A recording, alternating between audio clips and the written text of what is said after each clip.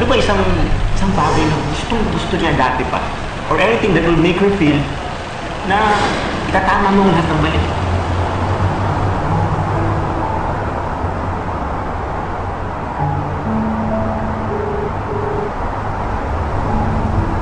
Hello, Nay. Pwede ko bang humingi ng pabor? Para ko kay Eno.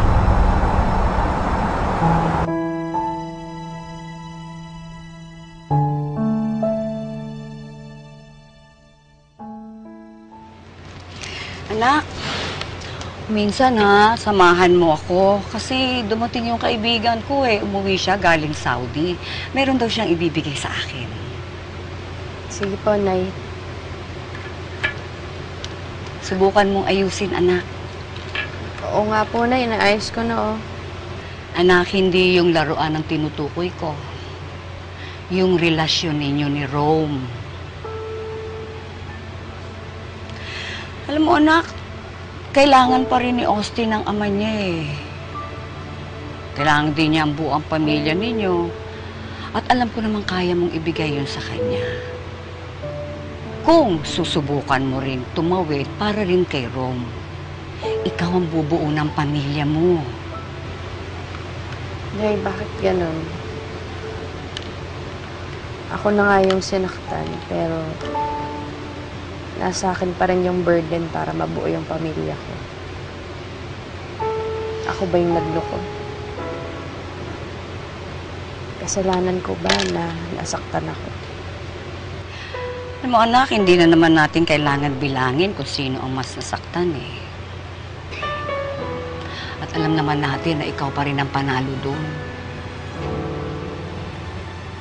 Ang kailangan lang siguro takpan mo muna ang sugat mo para sa kanya. Dahil ganun talaga ang mga ina. Ibibigay lahat sa anak kahit sugatan pa siya. Bakit ba kasi nangyari pa to? Bakit ba hindi na lang nakontento si Rome sa isa? Para hindi na ako nagkakagalit.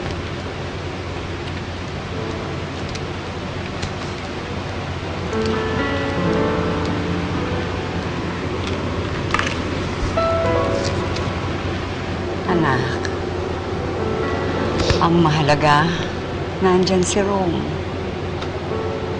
Nagsisisi at sinusuyo ka. Samantala ako. Ilang taon na akong naghahabol sa tatay mo. Parang baliwala naman. Kaya ito ako ngayon, nga.